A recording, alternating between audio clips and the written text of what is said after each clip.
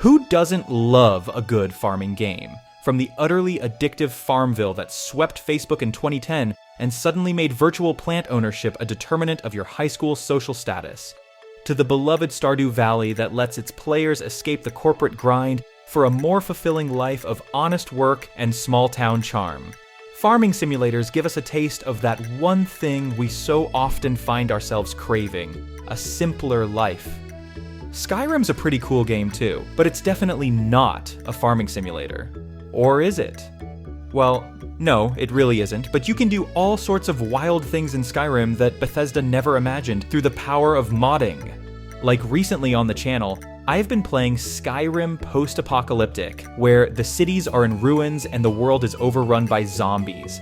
But constantly struggling to survive can really take it out of you, so today we're doing something different. Today, we're building our own farm.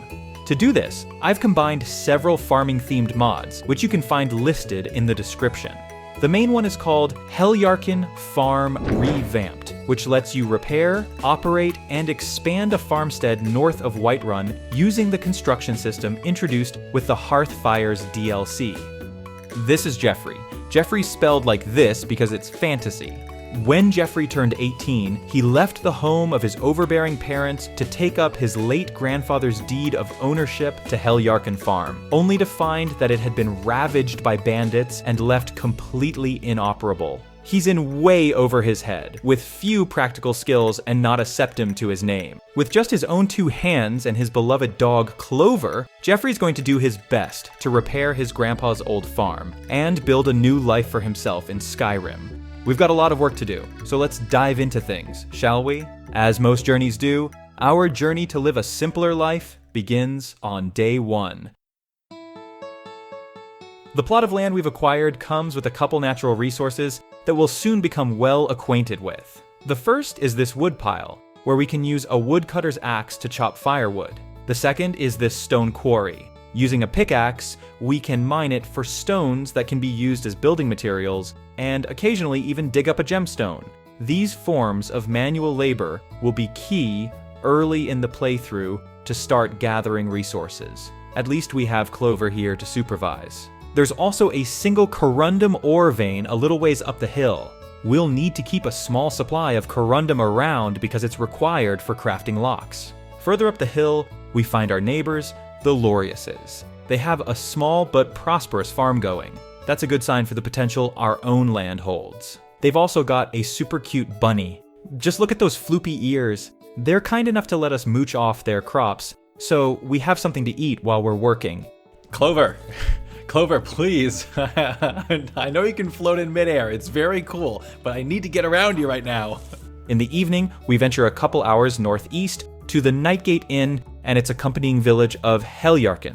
It's a quaint little town with a blacksmith where we'll be able to pick up some building supplies as we repair the farm. There's also a clay deposit by the pier where we can mine clay for construction. Then, it's back to the farm, as the first day of our new life comes to a close. We don't have a bed yet, so we just pitch our camping tent on the porch and settle in for a good night's rest. Day 2 brings morning mist with a bright dawn reaching through the haze. Is there anything better than enjoying a sunrise at your new home? We travel a ways towards Windhelm so that we can make a stop at this mill run by a woman called Anga. We'll want to keep Anga as a close contact because we can procure sawn logs from her mill to use in rebuilding the farmstead. Then it's back to the chopping block, gathering resources for the rest of the day until nightfall. Day 3 is a big one. If we're going to turn this into a thriving farm, we'll need to be able to barter goods, and there's no better place to do that than in the center of all Skyrim's farm trade, Whiterun. We're up early before dawn to get an early start on our travel. As we get closer to the city, we come across well-developed farmsteads with big water barrels, apple groves, and crop fields. These farm expansions are added by the mod JK's Whiterun outskirts, in case you're wondering.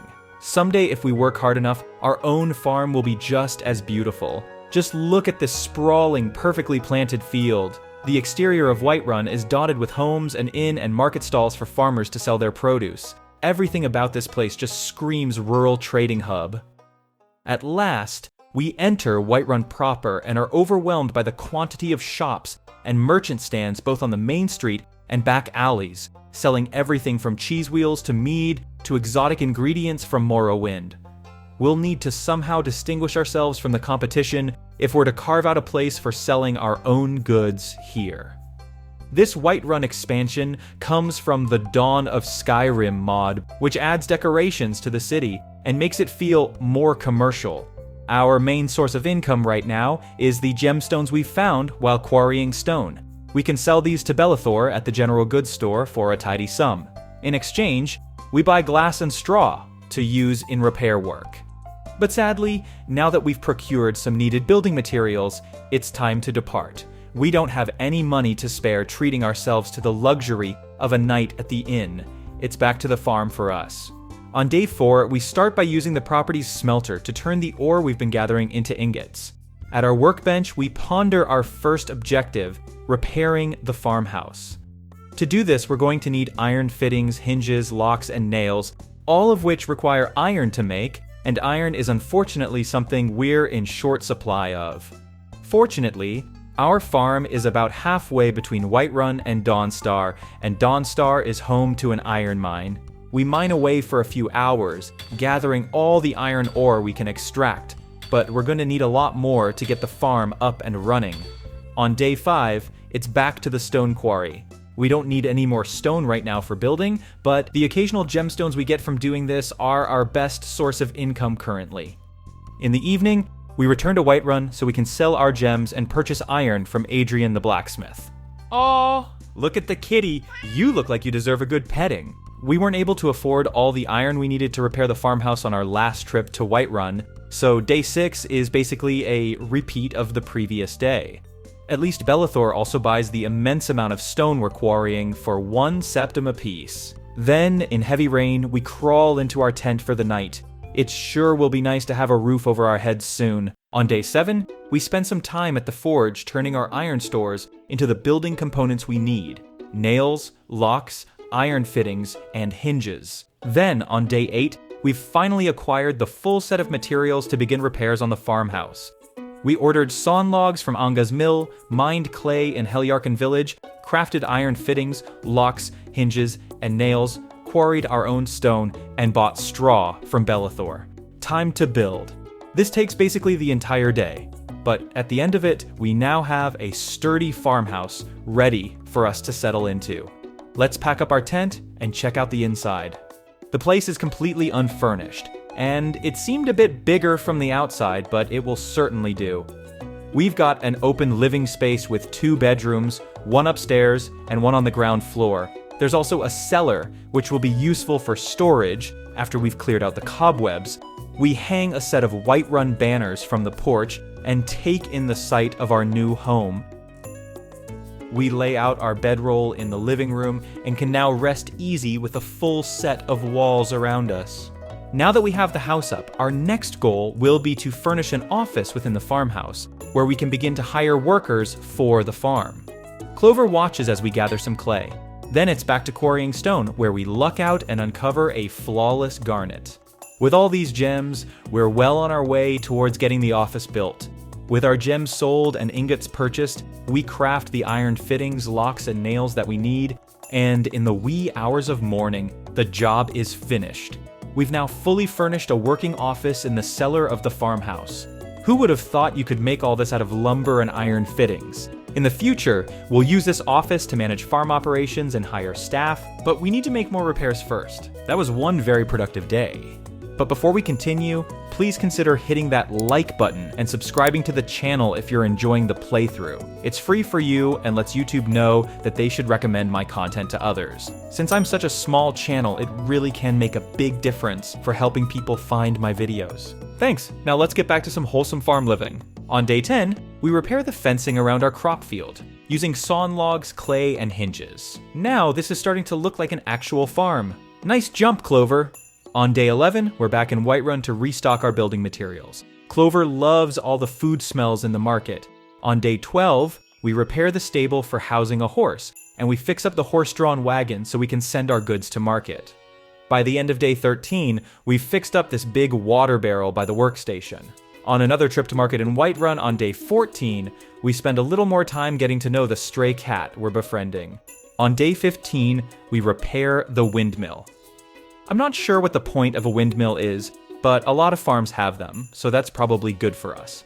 In just over 2 weeks, we've turned this wreck into a respectable-looking property. But we still have a few more construction tasks left before we're ready to get this place operational as a business. On day 16, we build a market stall where farmhands will be able to store harvested produce and organize it for sale.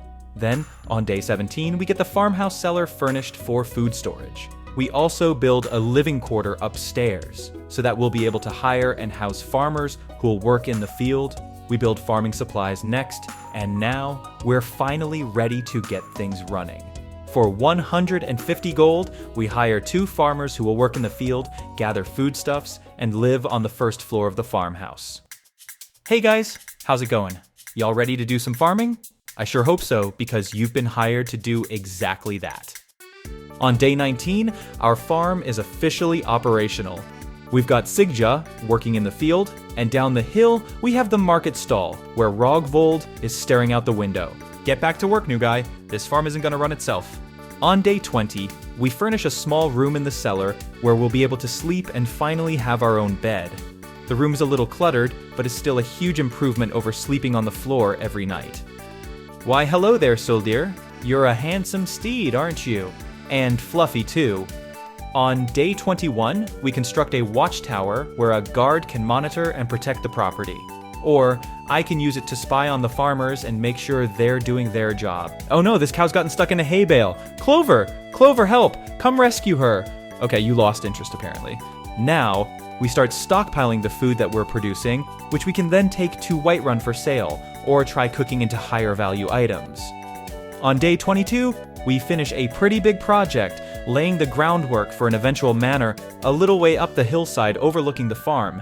Maybe, if everything goes well, this will become our forever home. We also help out with weeding, plucking some of the shrubs and wildflowers that have grown up around the property.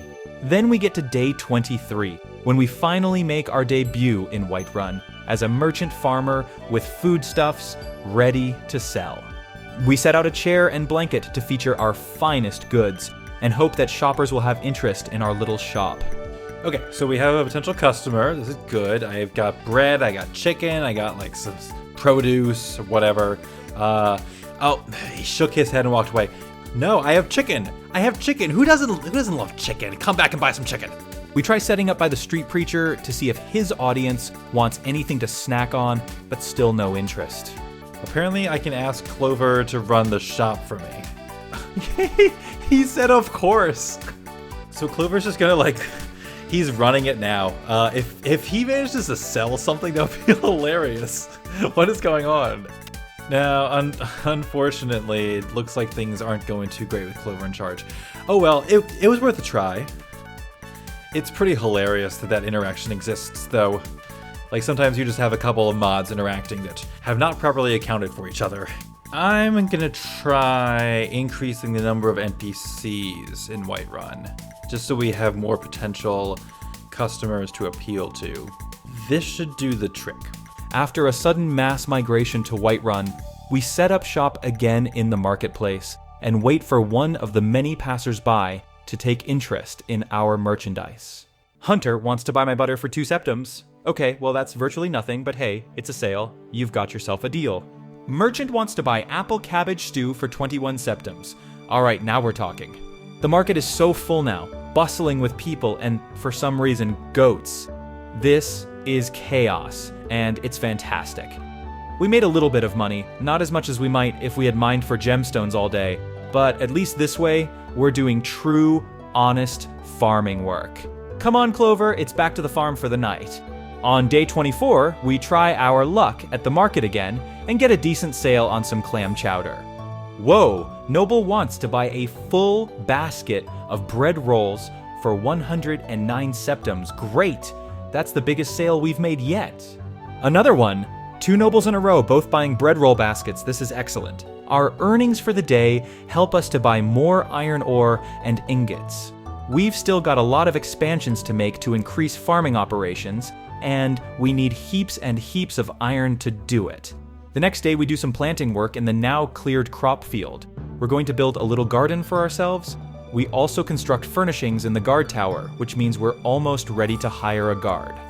On day 26, we find that the stray cat we've been befriending in Whiterun seems ready to follow us home now.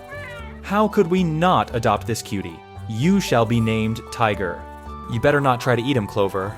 We then have another successful day in the market, selling another basket of bread rolls. But what is this strange feeling that overtakes us as we lay eyes upon this beautiful woman? Could it be love? Nah, it's just longing for the steady stream of income that having a spouse gives you in Skyrim. So we decide to help Isolde acquire a mammoth tusk so that she'll agree to become our business partner through marriage. Normally, we're not the type to go swiping things, but there's a conveniently located mammoth tusk in the Bannered Mare. And hey, love can make you do crazy things. Isolde thanks us for our theft and is now marriage material, but we'll need to get a necklace of Mara before we can propose to her.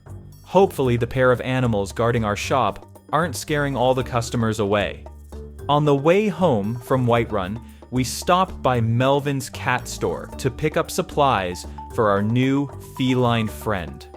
We introduce Tiger to his new home, the cellar of the farmhouse down the hall from our bedroom. It should be warm and comfy for him here by the hearth. Sleep tight, Tiger. On day 27, we have more success selling bread in Whiterun. Maybe a career change to becoming a baker is in order. Then we set off on a long carriage ride to Riften on a pilgrimage of love to get ourselves a necklace of Mara. I realize I don't have enough money to buy the necklace, but we can set up shop in the Riften marketplace to try and make up the difference. Once we have enough, we drop by the temple and grab ourselves a necklace. On day 29, we try selling food inside the Bannered Mare and are quite successful. This doesn't seem like something the innkeeper would approve of, but we'll definitely take the money. Isolde is hanging out here too, so we profess our undying love of her spousal income support to her and agree to be married.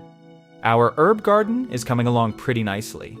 Then we head back to Riften for our wedding, where the local inn has been overrun by goats and sheep. Excuse me, do you have any idea what's going on here, sir? Nope.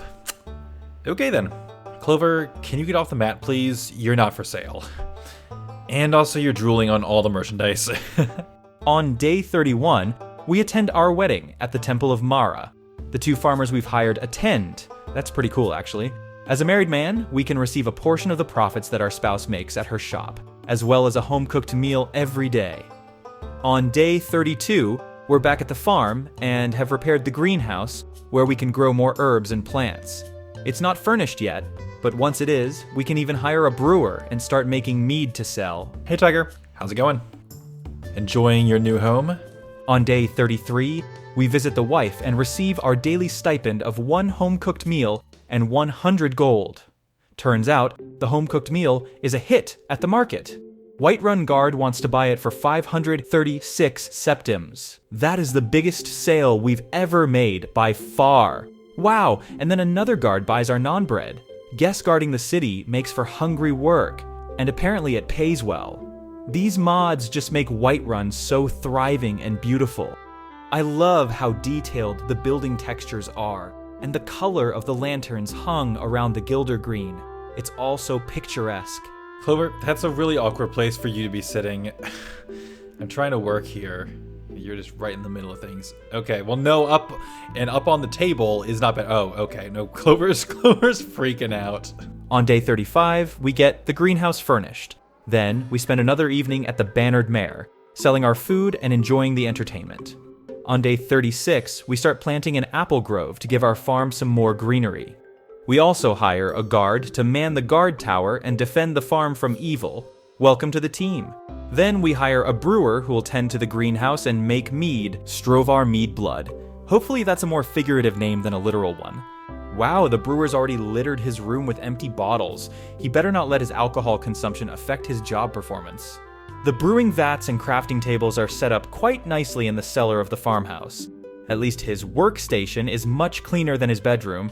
Clover's locked into a staring contest with this guy. I'm definitely sensing there's some tension here. Did he like walk on your tail or something? Our apple grove is coming along rather nicely, giving our farm a much-needed splash of foliage. Now that the brewery's running, we can gather our bottled mead and take it with us to Whiterun to sell, though it's still our baked goods that are making us the most money. Well, it's Isolde's cooking that's driving our income. Another home-cooked meal sells for 527 septims. We should start mass-producing these things. On day 40, we take some time to appreciate the grove we've grown, and just how far our little farm has come in the past few weeks. This isn't just a home for us anymore, but our farmers, guard, and brewer too. It's a simple life, but a good one. On day 42, we complete our biggest undertaking yet, constructing the manor, our very own home, so that one day we can move out of the little cellar room in the farmhouse. Let's check out the inside. It's not furnished yet, of course, and completing the house will still take quite some time, but there's plenty of space for everything we'll need, and maybe even for some kids someday. There are a whopping 13 upgrades we can make for the manor, so we're nowhere near the end of our construction work. Plus, we still have more expansions for the farm to make that will let us increase production. Though it's hard to see in the dark, we complete an expansion to our farmland on day 44, giving us more space for crops. Clover, the gate's closed, just go around it.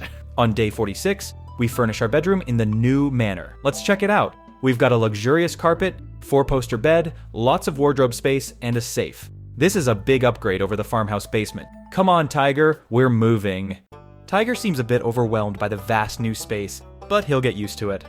Welcome home, buddy. On day 47, we furnish an exquisite alchemy lab in the manor. This is maybe the most impressive modded alchemy lab I've ever seen. Just look at all the illustrations on the wall, so much detail. We haven't been doing any alchemy so far, but it seems a shame to let a lab like this go to waste. So maybe we'll try brewing a few potions to add to our merchandise for sale. We're already producing quite a lot of alchemical ingredients on the farm, so we have a decent stock ready to get to work right away. On day 48, we plant some more ingredients in our herbal garden, which I suppose now can become our alchemical garden. On day 49, we build another greenhouse, this one dedicated just for herbalism. Eventually, we'll be able to hire an herbalist. Day 50 comes with more alchemy, because more stuff to sell means more money, which gets us more building materials. Lucia, I know you're trying to get adopted, but this is very aggressive. On day 51, we outfit the greenhouse with planters for our alchemical herbs. Then, we can hire an herbalist and an alchemist, further supplementing our staff. Since we're now more focused on crafting than we are cooking and taking goods to market, I switched the farm operations option to allow free trade of the goods we're producing rather than stockpiling. It'll just be up to the farm staff to sell our stuff, and the earnings will go into this safe here. Right away, we get our first day's earnings, 650 gold. Not bad at all. Apparently the staff know how to find buyers better than I do. On day 53, we finish excavating a cavern beneath the manor where we can house our expanding farm staff. The following day, we put up walls and stairways within the cavern to form this network of wooden walkways. Personally, I'd prefer not to live in a cave, but maybe the staff won't mind it. Oh no, the brewer punched a hole in the door. Strovart, the payment for repairs on this is up to you. I am not helping. With the cavern residences built, we can now hire an additional farmer and a maid. We also finish furnishing said cavern on day 55. You know, with all the decorations and stuff in here, I guess it's not that bad. It's like a weird, damp dormitory. Clover seems happy with how the farm's doing. On day 56, we construct a tower and alchemy shop, where our alchemist can run their business and bring in more money for the farm. The alchemy shop is really nice. It's got lots of display space for merchandise, and our alchemist has already stocked it up. Not sure where she is right now, but seems she's doing a good job. On day 58, we finish work on 2 walled gates to better protect the property. Now this place is really starting to look well developed. Less like a farm and more like a town. Although considering how many employees we now have, that's not too far from the truth. Just look at how the farm has extended and how much better fortified we are now. Half the cities in Skyrim have worse defenses than we do. From atop the western gate, we can watch over our homestead. We sure have come a long way. Now we can hire a new guard as well. Welcome to the crew, Verena. We now have everything constructed that we can, except for the interior of the manor. That'll be our final project, and is one that will still take us a few days to complete. On day 60, we return to the streets of Whiterun. We used to be just another common merchant struggling to get by, but now we're probably one of the wealthiest people in the city. We can buy out most of the blacksmith's ingot inventory now without needing to think twice about the prices. This is good because the remaining construction we need to do to finish the manor requires a lot of materials. Hey there, buddy. Want to come with me? You will be named Leopard. This is pretty cool. Carlotta seems to have acquired an invisible broom. Or maybe she's just practicing to be a mime. Now as we depart Whiterun, we revisit one of the farms we admired so long ago. It's nice and all, but I think our own farm has much more to offer. And anyway, you can't beat a home that you built yourself. He did it again. Strovar, stop punching holes in the door to the farmhouse, please. I realized I haven't been inside the main floor of the farmhouse for quite a while now. Looks like our guard and farmers have a pretty cozy living space going here. They're eating dinner together, that's nice. Good to see our staff getting along. Most of our time now is devoted to traveling to major cities to buy the metals that we're using to finish the manor. This includes stopping at the blacksmith in Riften. He has a good stock of corundum, which we buy so we can craft more locks. On day 65, our farm gets overrun by a traveling cattle herd. What do you think you're doing here? Get off my property. This is wild. Let's just pick some plants and pretend everything is normal. Sorry about yesterday, ladies. I know that must have been a very trying experience for you. Let's all just forget about it. We then expand our shopping circuit to Windhelm. We can put up with the cold misery for a bit, if it means us getting more ingots. We wipe out the smith's entire corundum and iron stocks and still have over 1,000 septums left over. Never done an honest day's work in your life for all that coin you're carrying, hey lad? I literally am a farmer. What more honest source of work is there? How are things looking from up there? Everything good? What are you looking at? She's staring at Clover. He's fine. He's not a threat to the farm. We're just 2 upgrades away from having the manor fully outfitted. I haven't been showing it step by step because we'll do a walkthrough at the end once it's all finished. Good to have you by my side, friend. I need reliable people around. Okay, I'm not sure who you are, but... Excuse me? Excuse me, what was that? Turn around and say that again. Watch over your battles, friend. Because you're too scared now that you know I'm here, aren't you? You owe Clover an apology. Clover, you're amazing. Just ignore him. On day 70, we retrieve another round of earnings for our farm sales, the last we'll be taking before finishing construction for good. Then, all that money goes to Balamund on day 71, who has a loaded stock of ingots today. Will this finally give us the last of the materials we need?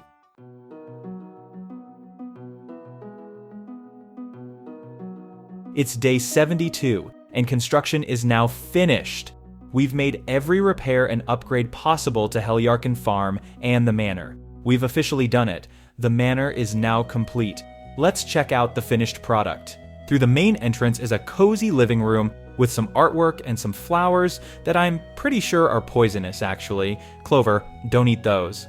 Then we have a lovely dining room with a portrait of, presumably, the Whiterun tundra. We have a kitchen with lots of space for food storage. On the other side of the sitting room is a little library. It's smaller, but that's fine. We're not a big reader anyway. Then, at the end of the hall is a spare bedroom. This can be Clover's. Downstairs we have an armory. This'll be for our guards, since we know how to whack wolves with our mace, and that's about it. Then we have a room for adventuring equipment, building materials, and storage of valuable items. There's a neatly organized hall with different ingot storage containers and even a smelter at the end. Then there's the alchemy lab, which we've seen before. Through it lies the new enchanting lab. The final room in the basement is the forge. This seems like a massive fire safety hazard to have in a wooden house. Upstairs, we have 2 kids' bedrooms right down the hall from our own, and that brings us to the end of our tour. Looks like our cats are getting along well. That's good. Tiger, are you eating or choking? I think he's eating, or maybe he's about to cough up a hairball or something. Actually, there's one spot left, the patio, equipped with a gorgeous view and a hot tub. From up here, we can survey our domain, gaze out upon all that we've achieved. Oh no, the cows are back. Now, despite the fact that our manor does have 2 children's bedrooms, unfortunately, the house is not set up in a way that the game can use it as an official player home. This means that, sadly, we can't invite our wife to stay there, and we can't adopt kids. But you know what we can do? Adopt cats. So, it's time for our final mission of the run, become the ultimate cat dad. Alright, so everyone, this is your new home. Now, hang tight here, because this is only half the group. I have the rest of the cats still to pick up. And now we have all the cats in this house that I legally am allowed to purchase. So, considering the state of things, I think this place could use a change of name. Okay, here we are, home sweet home. Cat Castle.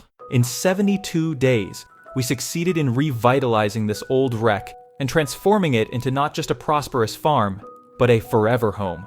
Grandpa would be proud. Thanks for watching. Let me know what your favorite part of this playthrough was in the comments, and if you have other ideas for fun modded playthroughs you'd like to see in the future. Take care and see you next time.